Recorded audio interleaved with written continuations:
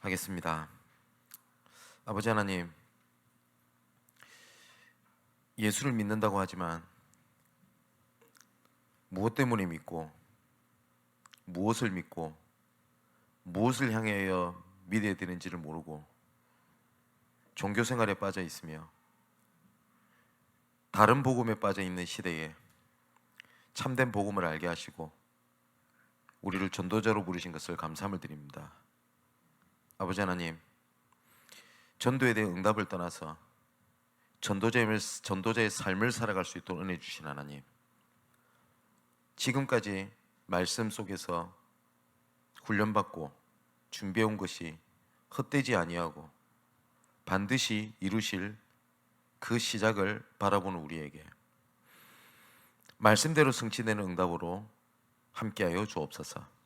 살아계신 예수 그리스도 이름으로 기도합나이다. 아멘. 자, 우리 하나님 말씀을 보겠습니다. 고린도전서 2장 10절의 말씀을 보니까 오직 하나님이 성령으로 이것을 우리에게 보이셨으니 성령은 모든 것 곧 하나님의 깊은 것까지도 통달하시느니라. 14절에 육에 속한 사람은 하나님의 성령의 일들을 받지 아니하나니 이는 그것들이 그에게는 어리석게 보이며 또 그는 그것들을 알 수도 없나니 이런 일은 영적으로 분별되기 때문이라. 아멘. 오늘은 복음편지 6과입니다.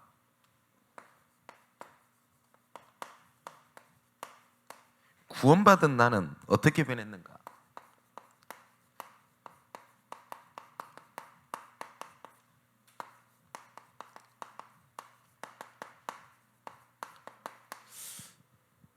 구원받았다고 하는 것은 정확하게 말하면 내가 좋은 쪽으로 변화된 것이 아니라 새로운 피조물입니다. 새롭게 재창조가 된 겁니다. 우리가 변화라는 단어를 썼습니다마는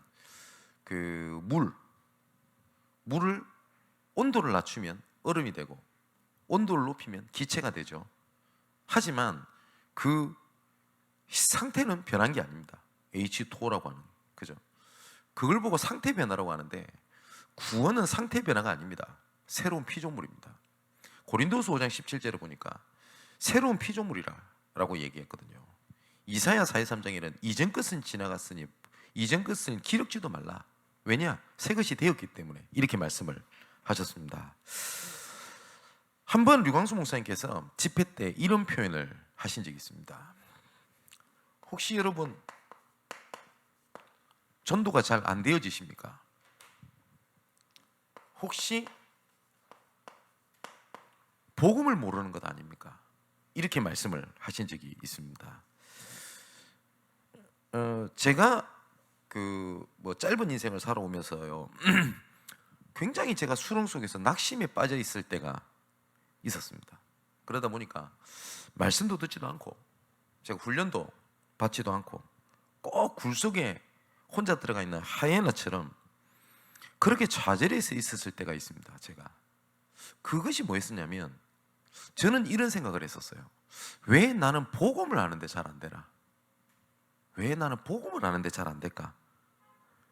근데 그 생각을 계속 하다 보니까 나중에 결국은 뭐까지 흔들리게 되냐니까 내가 알고 있는 복음이 틀린 거 아닌가?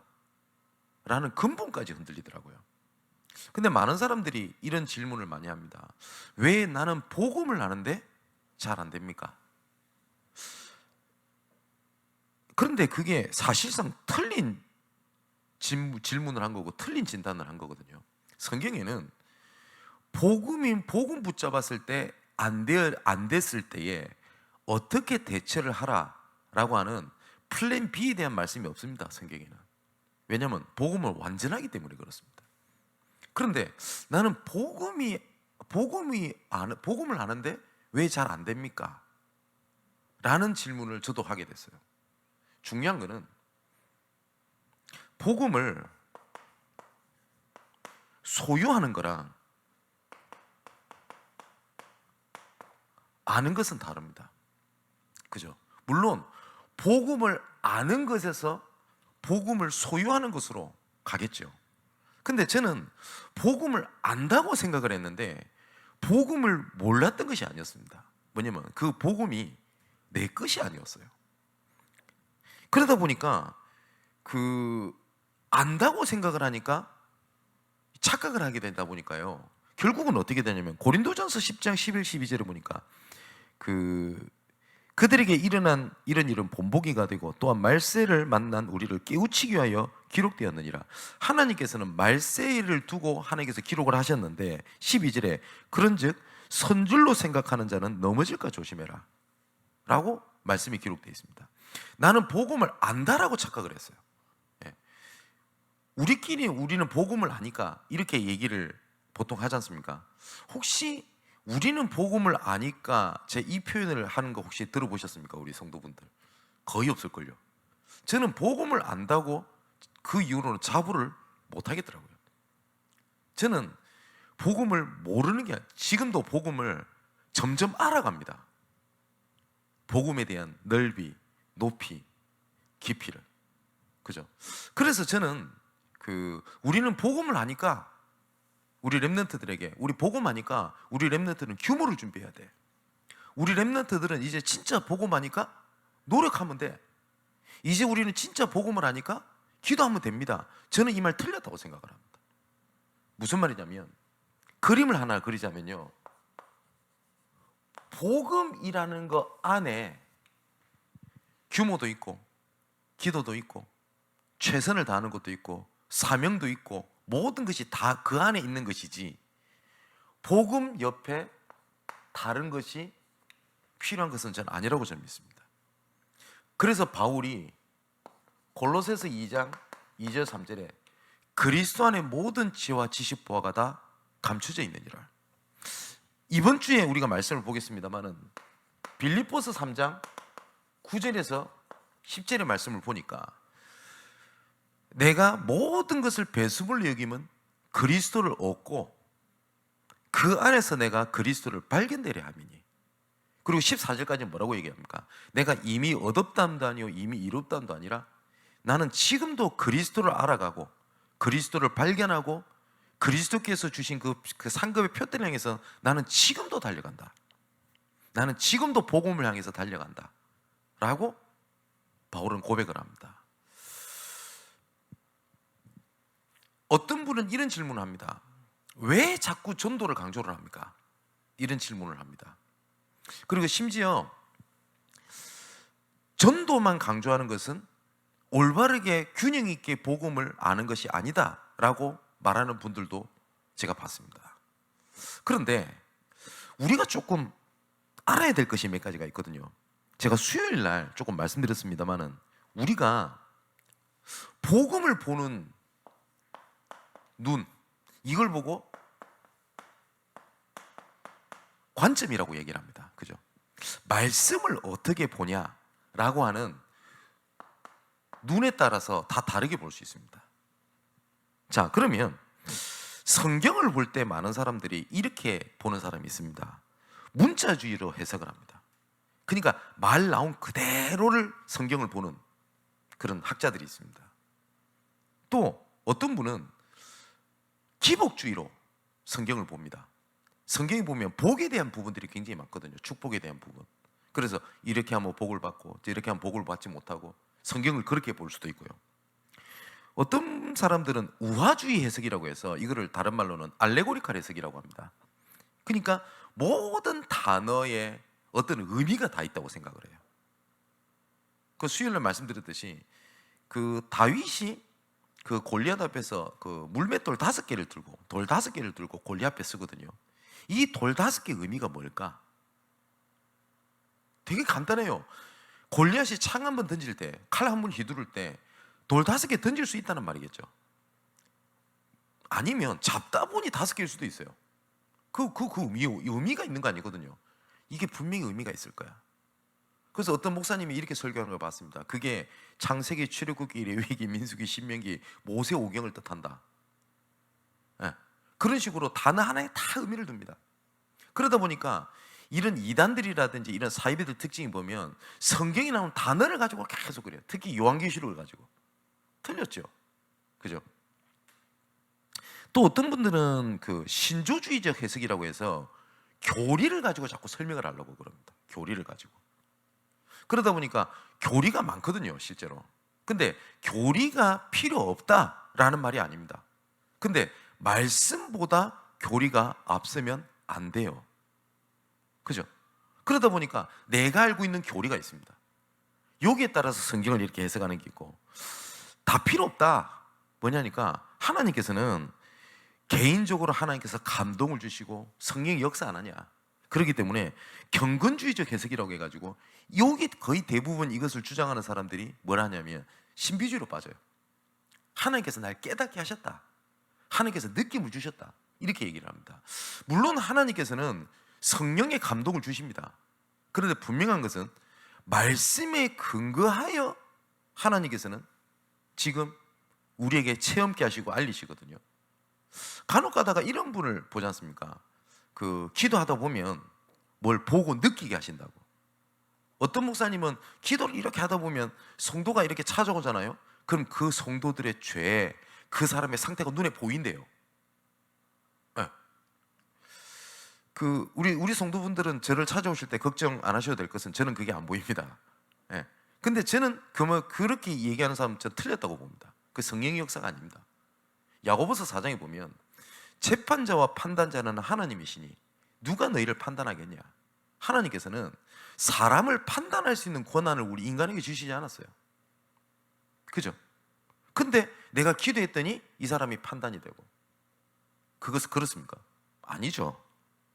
또 뭐냐면 합리주의적 해석이라고 해서 우리 머리로 논리적으로 이해되는 쪽으로 계속 성경을 보려고 합니다. 성경을. 그러다 보니까 굉장히 오류들이 생겨요. 노아의 홍수를 다른 쪽으로 해석한다든지, 아니면 홍해 바다를 건넜던 것을 홍해 바다를 건넌 게 아니라 갈대밭을 건넜다라고 주장을 합니다. 그러면 이 사람들 주장 내용이 보면 굉장히 이성적이고 합리적입니다. 그래서 이런 에피소드도 있어요. 어떤 학생을 데려다 놓고 그 목사님이 홍해 바다를 건넌 게 아니라 갈대밭을 건넜다 이렇게 설명을 하니까 어떤 학생이 딱 손을 들고 그렇게 질문했다고 안 합니까? 목사님 진짜 기적이네요. 왜? 어떻게 갈대밭에 모든 애국 군대가 다 죽었을까요? 그렇게 얘기하더라 안 합니까? 네. 그런데 우리는 뭘 보는 거냐면 구속사적 관점으로 말씀을 봅니다. 이거는 모든 학자 그리고 모든 보수 개혁주의에서는 이것을 주장을 합니다. 주장이 아니라 이렇게 봐야 되겠죠. 왜냐? 하나님께서는 우리 구원을 위하여 오셨고 구원을 이루셨고 끝까지 하나님께서 하나님의 자녀를 구원의 길로 이끄시기 위하여 지금도 성령으로 함께 하십니다. 또 요한복음 10장에 보면 하나님께서 말씀을 주신 이유는 반드시 구원 때문에 하나님 주셨다고 되어 있습니다. 그러면 우리는 말씀을 하나님의 구속사, 구원의 역사를 가지고 우리는 성경을 봅니다. 맞죠? 그렇다면 지금도 하나님께서는 말씀을 통해서 역사하시는 것이 맞다면 하나님께서는 뭘 하냐면 제가 이런 표현하죠. 두 가지.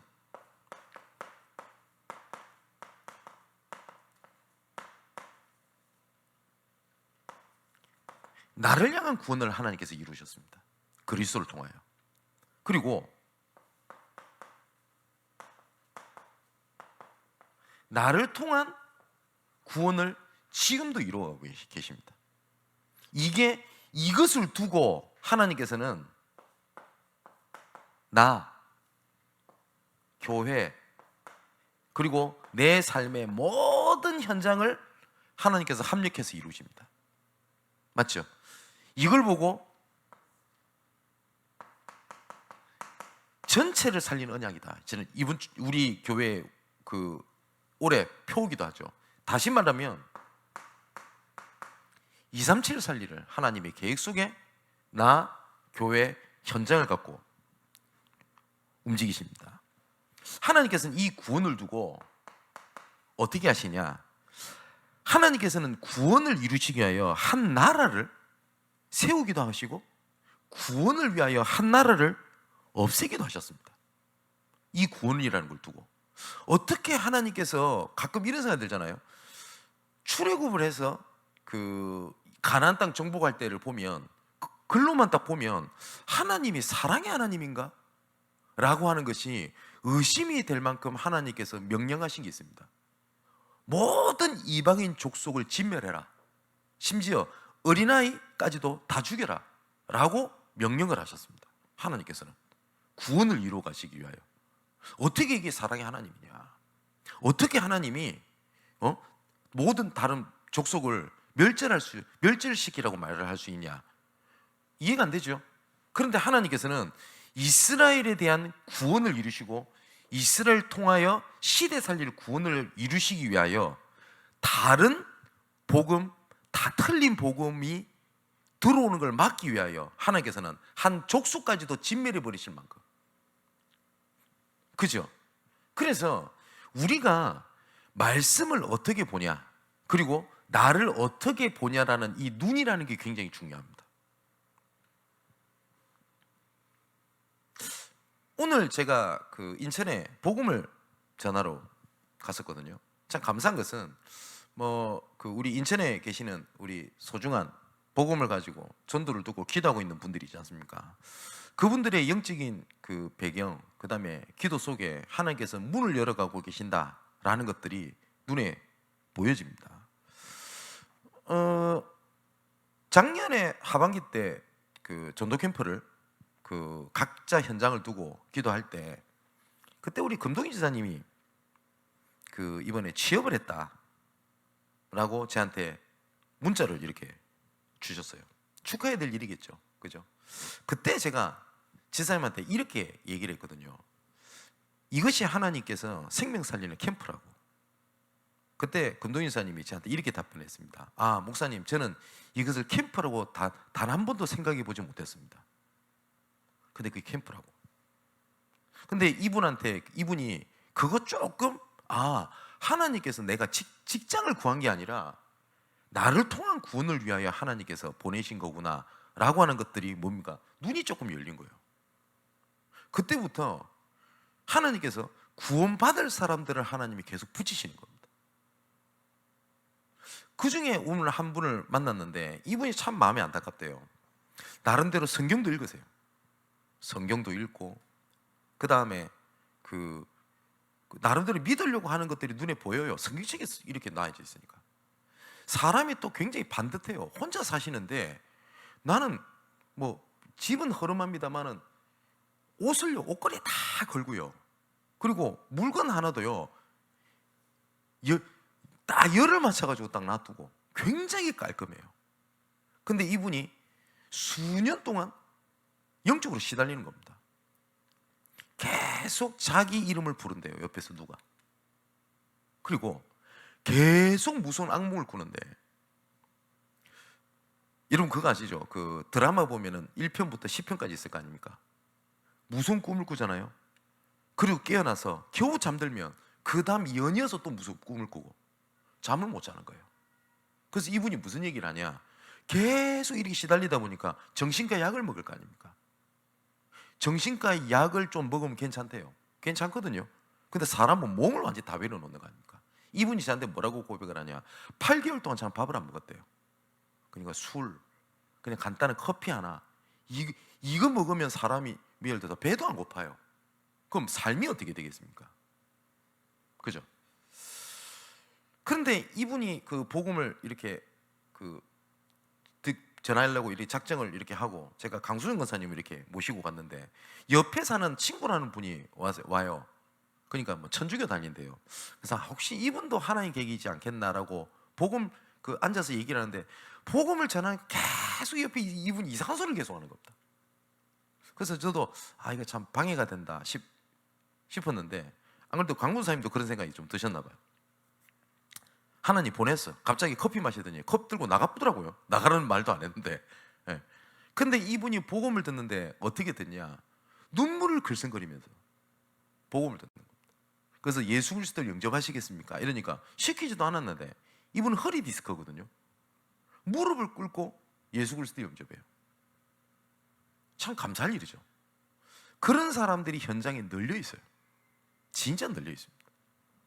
그래서 제가 복음을 전하고 난 다음에 돌아오면서 제가 이런 생각이 들었습니다. 이 어떤 생각이 들었냐?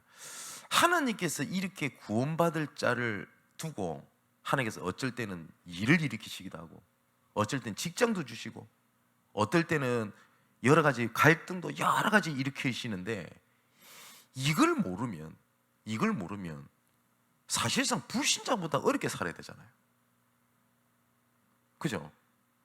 하나님께서 이 구원을 두고 모든 것을 하나님께서는 예비하시고 하나님께서는 일을 운행해 가십니다.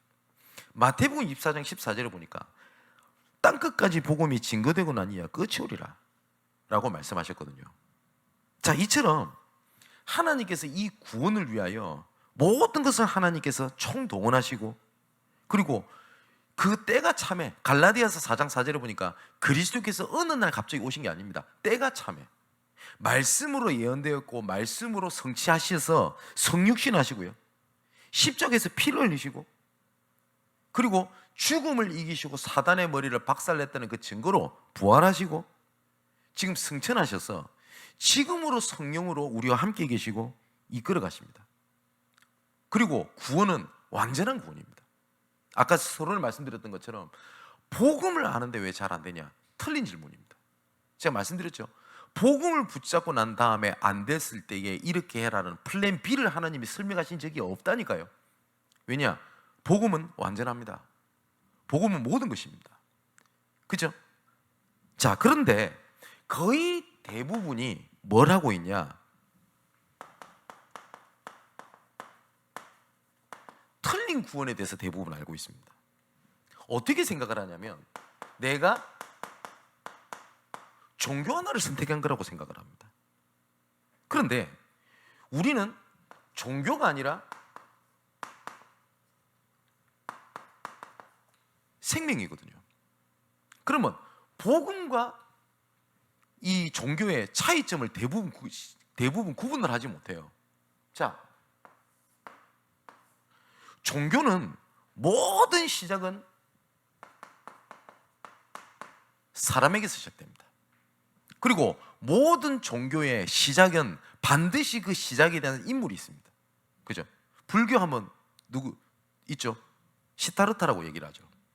그리고 이슬람 이러면 마호멧 다 있죠. 그런데 복음의 시작은 하나님입니다. 창세기 1장 1절을 보니까 태초에 하나님이 천지를 창조하셨느니라. 자, 사람에부터 시작이 되었기 때문에 제일 중요하게 보는 게 그 사람에 대한 행위입니다. 천주교 사람들한테 물어보세요. 구원받았습니까? 라고 물어보면 제가 어떻게 벌써 구원을 받습니까? 라고 얘기를 합니다. 모든 종교는 덕을 쌓아야 된다, 공로를 쌓아야 된다 라고 얘기를 합니다. 근데 하나님은 뭐라고 말씀하시냐? 믿음을 말씀을 하십니다. 믿음.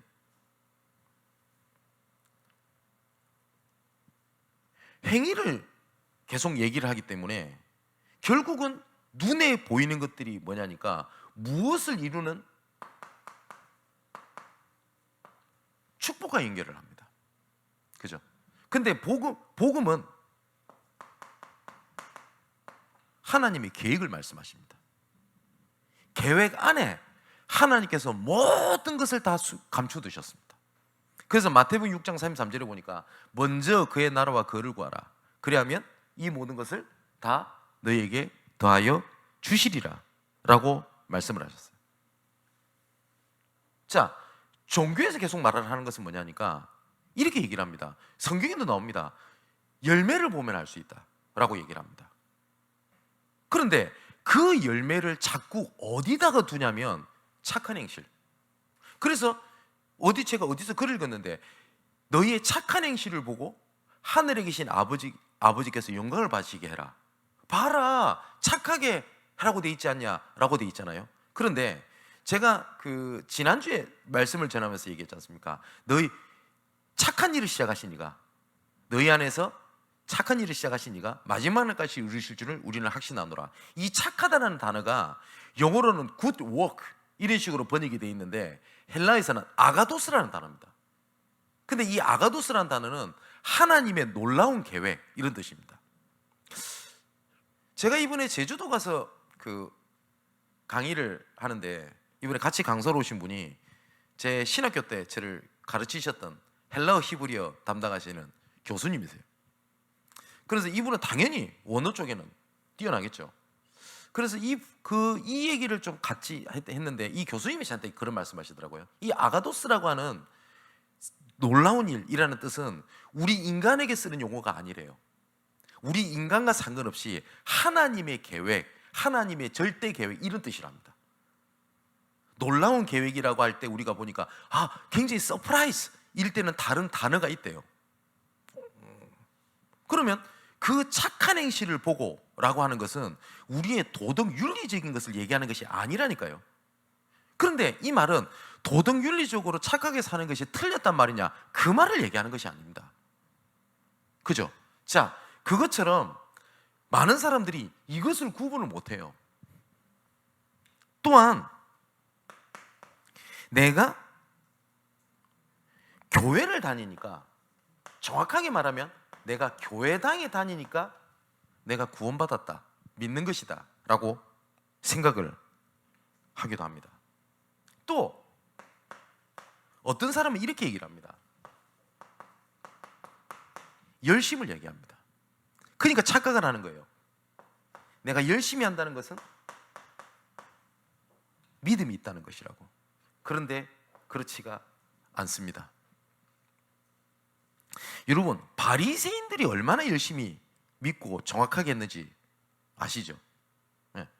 이 바리새인들은 하여튼 철두철미합니다. 지금도 유대인들이, 이스라엘에 있는 유대인들이 한번 기도하는 거 보세요. 정확합니다. 그죠? 그런데 전부 다 그 열심이 하나님을 향한 것이 아니라 뭐냐면 내 행위에 달려 있어요. 내 열심에 달려 있어요. 내가 열심히 뭘 안 하는 것을 안 하다 보니까 스스로도 이렇게 생각합니다. 나는 믿음이 약하다 라고 생각을 합니다. 흔들린단 말이에요. 그러니까 나는 믿음이 없다 라고 생각이 듭니다. 네. 근데 우리가 봤을 때는 우리 장로님은 좀 믿음이 있고, 그러니까 나는 새 가족이니까 믿음이 없고, 물론 그렇게 보입니다. 그죠? 그래서 우리가 저렇게 이렇게 얘기하기도 합니다. 저분은 믿음이 좋다. 저분은 믿음이 약하다. 예, 그렇습니다. 그런데 하나님이 보실 때 이 사람은 믿음이 크다 이렇게 보실까요? 그렇지 않죠. 믿음은 꼭 그렇다는 뜻이 아닙니다. 믿음으로 흔들리지 않는 것도 믿음이겠죠. 근데 진짜 믿음은 내가 흔들리지 않는 게 아닙니다. 흔들리더라도 내가 주를 바라보는 게 믿음입니다. 주를 바라보는 게. 바리새인과 세리 기도하시죠. 바리새인은 뭐라고 기도하죠? 하나님, 저런 보잘것없는 이방인들처럼 살아가지 않고 하나님 앞에 율법을 지키며 선하게 살 수 있게 하신 것에 대하여 감사합니다. 그 말이 틀린 말 아니잖아요. 바울도 그 얘기합니다. 나는 히브리인 중에 히브리인이요, 바리새인 중에 바리새인이요, 율법외로는 흠이 없다 라고 고백을 할 정도니까요.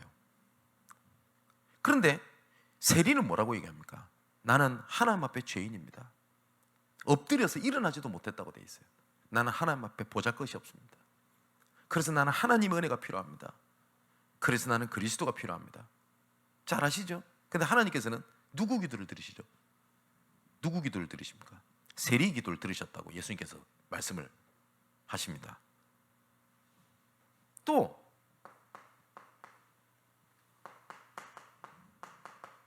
신념을 가지고 있으면 구원을 받는다고 또 착각을 합니다. 그리고 여러 가지 성경을 읽는다든지 경건의 모양을 가지고 있으면 구원을 받는다고 생각을 합니다. 자, 그렇다면 내가 교회당에 열심히 참여하는 게 틀렸습니까? 아니죠. 열심히 하는 게 틀렸습니까? 아닙니다. 신념을 가지는 게 틀렸습니까? 틀린 게 아닙니다. 경건한 게 틀렸습니까? 아닙니다. 근데 어떤 것이라도 복음을 앞세면 안 돼요. 그죠? 그러면 두 번째로 구원받은 상태가 뭐냐? 이번에 이렇게 돼 있죠. 첫 번째는 제일 중요한 게 영적인 변화가 일어나게 됩니다. 왜냐? 우리가 구원받았다고 하는 것은 성령께서 우리 안에 내주에 계십니다. 그리고 로마서 8장 2절에 보니까 생명이고 성령이며 또 물과 성령으로 나지 아니하면 하나님의 나라에 들어갈 수 없다라고 되어 있죠. 성령께서 함께 하시기 때문에 하나님의 나라에 들어갈 수 있는 자격이 주어지게 된 겁니다. 천국은 누가 갑니까? 하나님의 자녀가 갑니다. 그죠? 어떤 사람이 이렇게 얘기를 하거든요.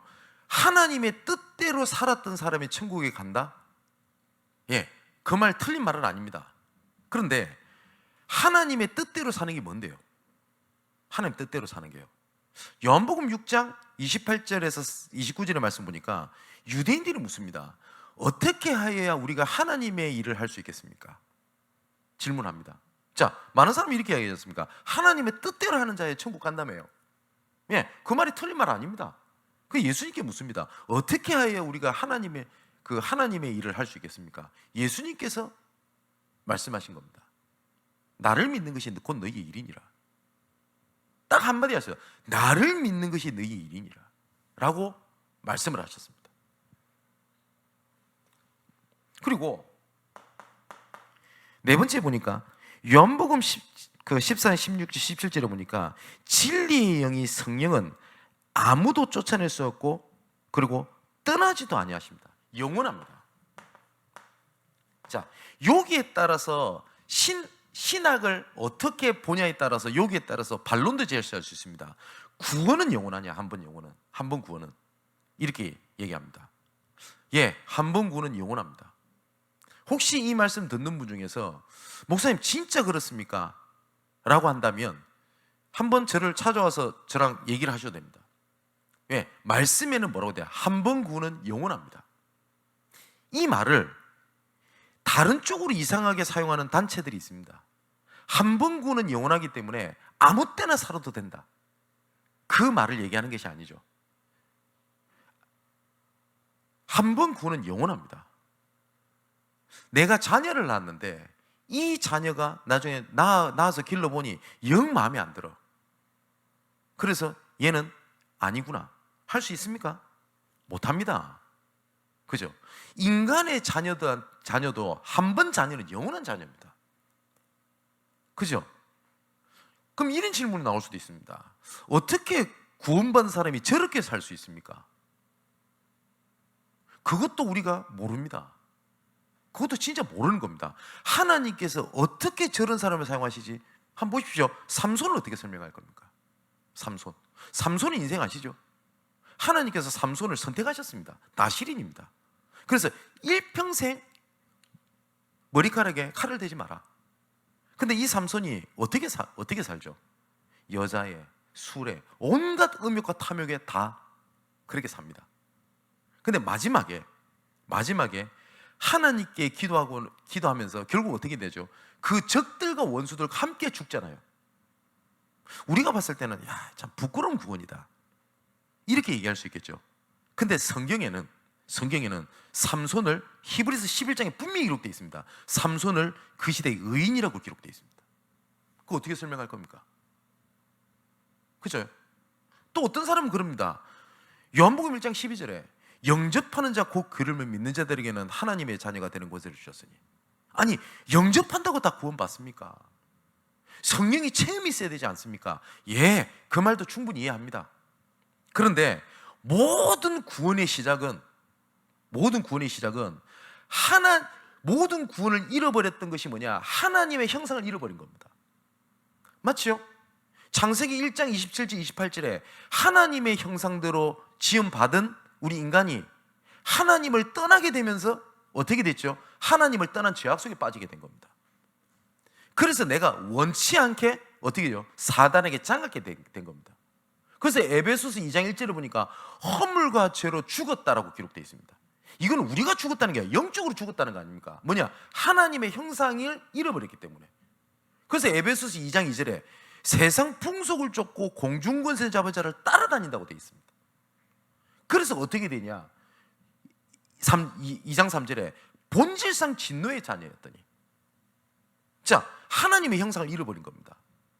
그래서 골로새서 1장 15절에 그리고 고린도서 4장 4절에 보니까 그리스도는 하나님의 형상이니라. 그러면 하나님의 형상인 그리스도가 내 마음속에 계실 때 그걸 보고 구원이라고 하고요, 그분을 내 마음속에 모시는 걸 보고 영접이라고 얘기를 합니다. 근데 우리가 이렇게 들 수 있단 말이에요.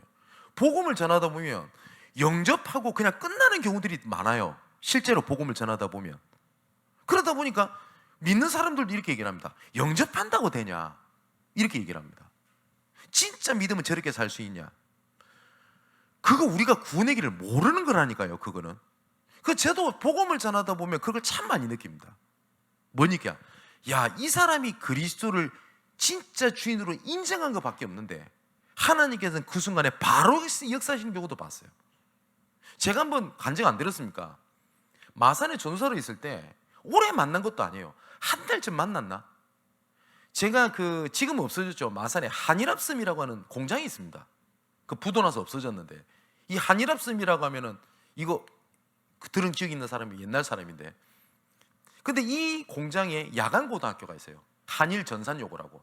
그러니까 낮에는 여자애들이 공장에서 일하고 저녁에는 야간 고등학교에서 공부를 시키는 겁니다. 근데 어느 날 김은정이라고 하는 애를 만나게 돼요. 근데 보니까 이 친구가 무속인 딸이에요. 그래서 이 친구한테 복음을 전하고, 그리고 이렇게 다락방을 이렇게 하고 있는데, 자기 친구가 있는데 데리고 와도 되냐요? 데리고 오라고. 근데 이 친구가 누구냐? 부모님이 부부싸움을 하고 사이가 너무 안 좋아가지고 이혼을 하셨어요. 근데 그때 당시에 고등학교 1학년밖에 안 되는데, 고등학교 1학년밖에 안 되는 딸이 있는데 부모들이 서로 양육권을 미룬 거예요. 그래서 얘가 얼마나 상처가 되겠습니까? 그래서 나 엄마랑도 살지 않고 아빠랑도 살지 않는다. 그래서 부모님이 살아계시는데도 불구하고 고아가 돼 있다니까요. 근데 먹고 살아야 되죠. 공부는 해야 되죠.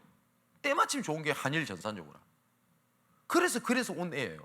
그래서 그 친구를 제가 이름을 기억하고 있는 게 쟤랑 성이 같아요. 진은선. 근데 이 친구를 한 달도 사역 안 했던 것 같아요. 복음 전하고 영접시키고 그리고 끝났어요. 뭐 얘를 붙잡아 놓고 난 다음에 네가 성령인 체험이 있어야 된다, 그 얘기를 한 적도 없다니까요, 제가. 그러고 난 다음에 당연히 잃어버렸어요. 그러니까 굉장히 임팩트 있는 만남이 있었다거나 아니면 복음을 전했는데 갑자기 굉장히 이상한 체험이 있어, 그런 것도 아닙니다. 그러고 난 다음에 한참 시간이 지났어요. 시간이 지났는데 전화가 온 겁니다. 모르는 번호로. 그랬더니 저한테 됐던 첫 전화가 뭐냐면, 혹시 진성민 전사님이냐고. 그래서 진성민은 맞는데 제가 지금 목사인데요 이러니까, 아, 목사님 되셨어요? 라고 하더니, 목사님 저 은선입니다 라고 얘기를 해요. 그래서 저는 기억이 안 났어요 그때. 그랬더니 누구요? 이랬더니 설명을 하더라고요. 그러니 어렴풋 생각이 나요. 그래, 어떻게 지냈냐고. 만나고 싶대요. 그래서 제가 그때 안산 중앙동에서 만났는데 이 친구 보니까 방글라데시 선교사로 있는 거예요. 저 깜짝 놀랐어요. 저는 그러고 지나갔는데. 그런데 이 친구가 예수 그리스도를 영접한 거 외에는 없는데 하나님께서 얘 인생을 끝까지 책임지고 이끄시는 걸 봤어요. 그러니까 그때 예수 그리스도를 얘기해 줬던 그분을 찾은 거예요. 그래서 총회 사무실에 전화를 해서 제 전화번호를 물어봤다고 하더라고요. 근데 제가 오랜만에 그림 만나고 난 다음에 그 친구를 잊지를 못했어요. 아, 참 감사하다 이런 생각. 그래서 제가 얼마 전에 말씀 안 드렸습니까? 이 친구가 어떻게 지내나라고 싶어가지고 인터넷에 검색해 봤다니까요. 예. 그랬더니 이 친구가 지금도 방글라데시 선교사로 있어요. 어떻게 설명할 겁니까?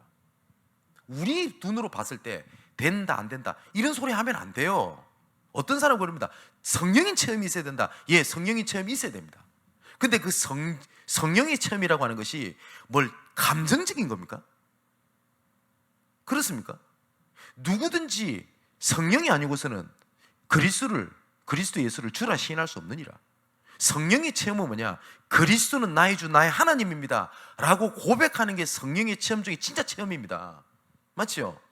예수님께서 십자가 못 박혀 죽으실 때 양쪽에 강도가 둘이 같이 십자가 못 박혀 죽습니다. 옆에 있는 강도가 예수님 보고 그렇게 얘기를 합니다. 네가 하나님의 아들이면 내려와봐라 라고 얘기를 합니다. 죽을 때도 잘 죽어야 돼요. 그죠? 그랬더니 옆에 있는 강도가 이럽니다. 야, 너 지금 무슨 말이냐? 우리는 죄를 지었기 때문에 당연히 예를 들어서 이렇게 벌을 받아야 되지만 이분은 아니지 않냐? 그래서 예수님 보면서 이렇게 얘기합니다. 주여, 주께서 하늘나라 가실 때 나를 기억해 주옵소서. 그때 예수님께서 뭐라고 말씀하시죠? 너는 지금부터 영원토록 나와 함께 낙원에 있으리라. 그렇게 말씀하셨어요. 쳐다보면서 성령 체험했나? 물어봤어요? 너 깨달았어? 물어봤습니까? 물어보지도 않았어요. 단지 그리스도를 주라고 시인할 때. 맞죠? 한 번 구는 영원합니다. 그리고 진짜 성령의 내주라고 하는 복음에 대한 비밀을 깨닫게 되면 어떤 일이 벌어지게 되냐? 자, 성령께서 구원의 도리를 이루시고 율법을 이루어 가십니다. 하나님께서 인도하신다는 말입니다. 그리고 하나님의 뜻, 축복, 은혜들을 알게 하십니다. 말씀을 통해서. 그리고 또한 내가 하나님 예수께서 내 마음속에 영원히 함께 계시고 내가 소중한 사람이구나, 내가 교회구나 라는 사실을 알게 됩니다. 그리고 성령께서 잘못된 것을 고쳐주시고 회개케 하십니다. 내가 이렇게 사는 게 아니구나. 여러분, 진짜 죄라고 할 때 죄를 지어야 됩니까? 짓지 말아야 됩니까? 짓지 말아야 됩니다. 그죠? 근데 이 죄에 대한 행위보다 죄에 대해서 무서운 게 뭔지 아세요? 이 죄를 통하여 하나님과의 소통이 끊어져요. 그게 진짜 문제입니다. 여러분, 내가 진짜 범죄함 가운데 있을 때 하나님과의 영적인 관계가 잘 안 됩니다. 그게 진짜 무서운 거지. 나쁜 짓 했다? 그래도 살아도 된다는 말이 아닙니다. 그게 큰 문제가 아닙니다. 그래서 하나님께서 뭐라고 말씀하셨냐? 죄 짓지 말라고 말씀하신 겁니다. 그렇다면 하나님 진짜 회개는 죄를 짓지 말아야 되겠습니다라고 하는 스탑, 그 부분에 대해서, 그 행위에 대해서 스탑을 하는 것을 보고 회개를 하지 않고 하나님과의 소통, 관계를 회복하는 걸 보고 회개라고 얘기를 합니다. 그래서 회개는 하나님께로 돌아가는 것, 턴오버 하는 것을 회개라고 얘기를 하지, 내가 더 이상 죄를 짓지 않겠습니다, 그 회개 아닙니다. 그렇게 따지면요, 산 안에 짱 박혀가지고 모든 속세를 떠나 살생하지 않고 사는 스님께서 훨씬 더 우리보다 회개를 잘 하시는 겁니다. 근데 하나님 보실 때 제일 악한 겁니다. 왜냐? 열심히 그걸 끊으면서 또 뭘 하냐? 하나님과의 관계는 완전히 단절되어 있는데요. 그리고 연약한 우리를 인도하게 하시고 평안으로 인도하시고 우리를 기도를 들으시고요, 모든 것을 합력하여 선을 이루십니다. 자, 정말 구원 속에 있게 되면 우리가 발견하는 게 있어요. 뭐냐니까, 진짜 철저하게 나는 절대 불가능이구나. 정말 복음을 아는 사람들 특징입니다. 나는 복음을 안다라는 교만이 아닙니다. 나는 철저하게 나는 하나님 그리스도가 아니면 나는 절대 불가능이구나. 그래서 하나님께서 절대 가능인 유일한 그리스도를 나에게 주신 거구나. 그렇다면 내가 나의 영원한 언약이 뭐냐? 붙잡아야 될 것이 뭐냐? 그리스도만 붙잡으면 되는구나. 더 받을 것도 필요한 것도 없는 완전한 이름인 그리스도를 주셨구나. 맞죠? 이 속에 있으면 하나님께서 내 인생의 모든 것을 움직이고 계시는구나. 그 과정의 끝은 하나님의 나를 향한 구원을 이루시고 나를 통한 구원을 이루시는 하나님의 작품이 있구나. 이걸 보고 언약의 여정이라고 얘기를 합니다. 자, 그러면 세 번째,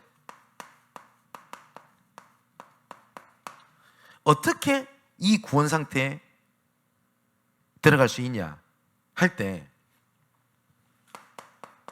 요한복음 1장 12절에 보니까 영접하는 자 곧 그 이름을 믿는 자들에게는 하나님의 자녀가 되는 권세를 주셨으니, 그리고 그것은 물과 성령으로 거듭난다는 말이거든요. 거듭난다라고 하는 말은 아까 말씀드렸지 않습니까? 재창조입니다. 우리가 세례를 받는 이유가 그거예요.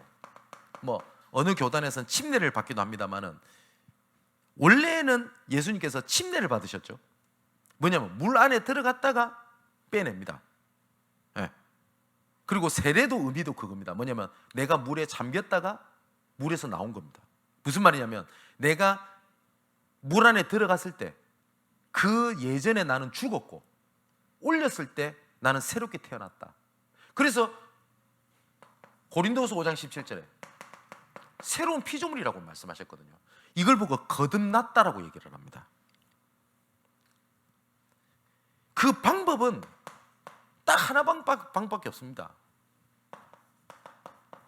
예수가 그리스도가 되신다는 사실을 믿고 영접하는 겁니다. 그러면 그때부터 변화가 일어나게 돼요. 어떤 게 변화가 되냐? 가장 첫 번째는 내 신분이 변하게 됩니다. 신분이 변하게 된다고 하는 것은 아까 말씀드렸듯이 새로운 피조물로 바뀐다는 말입니다.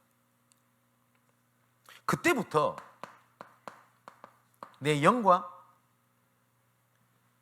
내 육과 내 삶이 그때부터 하나님께서 치유하시는 요정 속으로 들어가게 됩니다. 우리 교회만 두고도요, 예수 그리스도를 영접하고 난 다음에 영적으로 육신적으로 삶이 치유되어지는 하나님의 증거들을 우리는 옆으로 눈으로 증인으로 보고 있지 않습니까? 하나님께서는 우리를 영원하게 견인해 가십니다. 이 견인은 견인 찰 때 견인이 아닙니다. 한자가 뭐냐면 끝까지 견디고 끝까지 인도하신다는 말입니다. 하나님께서는 끝까지 우리를 참고 기다리십니다. 끝까지. 하나님의 생명을 가진 자를 그러면 하나님께서 끝까지 인도하신다고 되어 있는데 어떻게 인도하고 계시냐?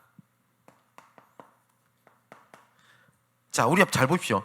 끝까지 버리지 않고 인도하시며 성화시켜 나가십니다. 여기 보니까 끝까지 성화시켜 나가신다라고 되어 있습니다.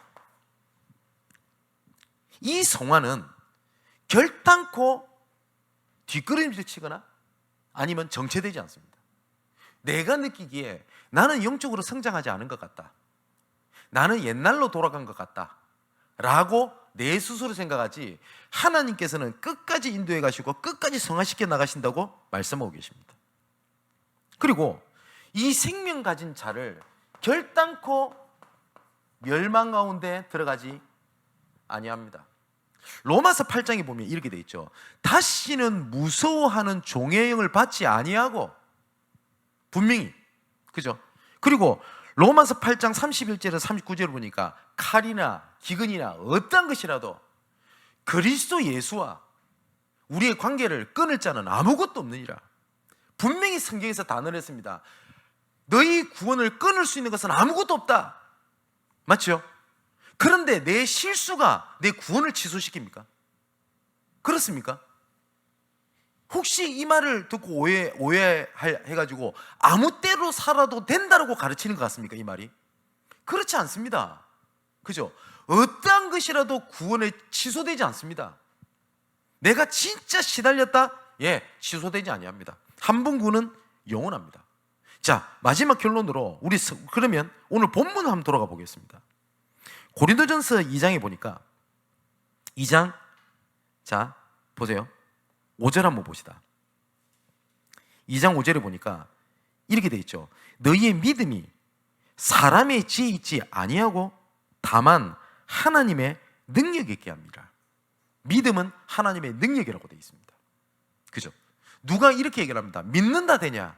라고 얘기합니다. 예, 성경은 믿는다고 되어 있습니다.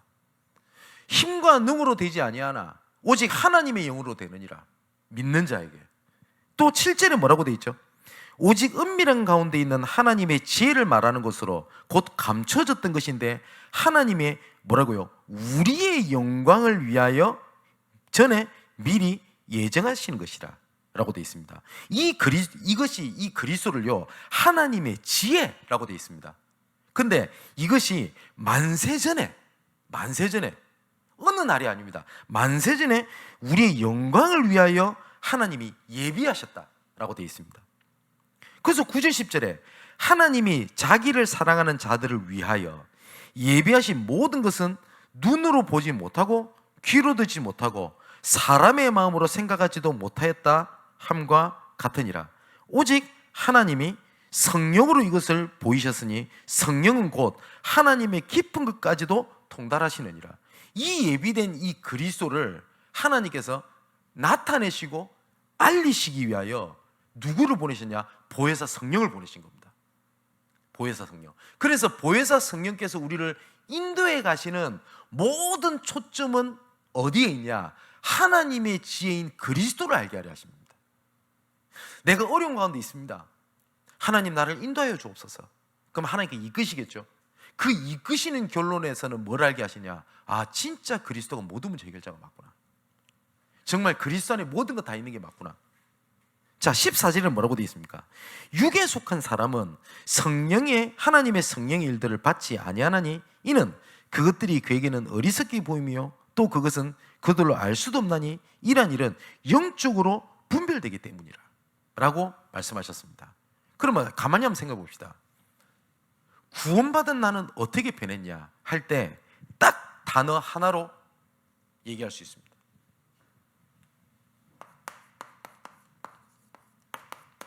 주인이 바뀐 겁니다. 그전에는 내 문제가 주인이었어요. 맞죠? 왜 문제가 주인이 되냐? 문제가 생길 수도 있고 안 생길 수도 있고 생길 수도 있잖아요. 그러면 문제가 생겼다. 그래야 될 건데 이 문제에 내 모든 생각, 판단, 감정 모든 것이 그 문제에 다 잡혀버리잖아요. 사실상 문제가 주인이거든요. 그죠? 그전에는 내 노력이 주인이었습니다.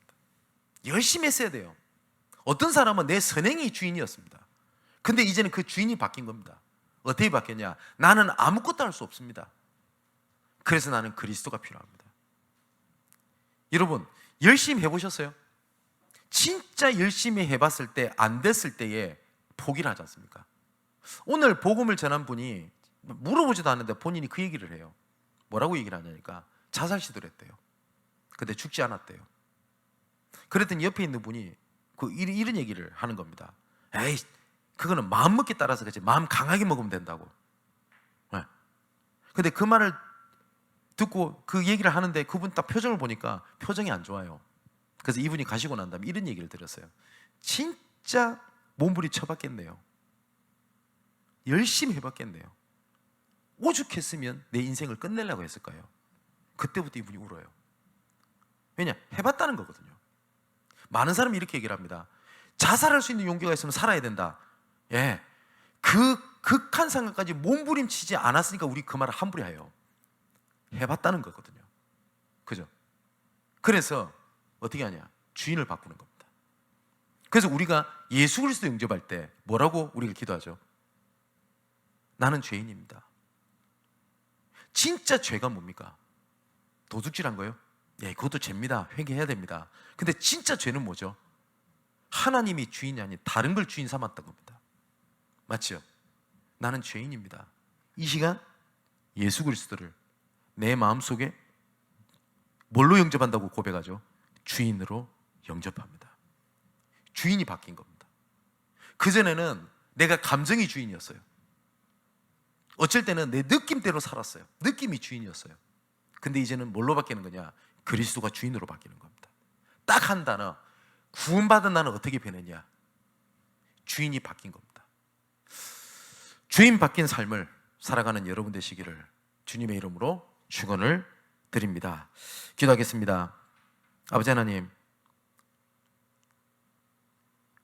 하나님이 주인 되셔야 될 그 자리에 내 자신을 주인으로 삼고 환경을 주인으로 삼고 돈과 명예와 내가 이루고자 하는 소망을 주인을 삼고 살아갔던 절대 불가능의 죄인이었습니다. 그런데 그 예수가 그리스도가 되시고 그 나의 주인이 그리스도인 것을 알게 하시고 내 마음속에 영원한 주인으로 함께 하시는 은혜를 베푸신 줄 확신합니다. 순간마다 주인이 바뀔 때가 많습니다. 내 감정이 주인이 될 때가 많고 내 현실이 문제가 주인이 될 때가 많고 눈에 보이는 것들이 주인이 되어 내 삶을 에워싸고 주장할 때가 많습니다. 연약합니다. 그래서 하나님께서는 연약한 줄 아시고 보혜사 성령을 보내사 우리를 위하여 탄식하는 마음으로 기도하시며 24시간 인도하시고 영원한 성화의 길로 이끄시겠다고 약속하셨다. 하나님, 이 시간 내 마음속에 주인으로 계시는 그리스도께서 온전한 나의 주인으로 고백하며 인정하는 시간 되게 하여 주옵소서. 혹시 이 시간 문제 가운데 말씀을 듣는 자들에게 그 어려움이 주인이 아니요 모든 만물을 무릎 꿇게 된 그 그리스도가 나의 주, 나의 하나님임을 고백하여 주옵소서. 여러 가지 상처 속에, 지나갔던 기억 속에 어려움을 겪는 자들이 있습니다. 지나갔던 과거가 나의 주인이 아니며 또한 이전 것은 지나갔으니 보라 새 것이 된 새로운 피조물로 우리를 재창조하시고 우리를 자녀 삼으셨으니 이 시간 주인을 바꾸는 시간 되게 하여 주옵소서. 이 모든 말씀을 감사를 드리며 살아계신 예수 그리스도 이름으로 기도하옵나이다. 아멘. 자, 오늘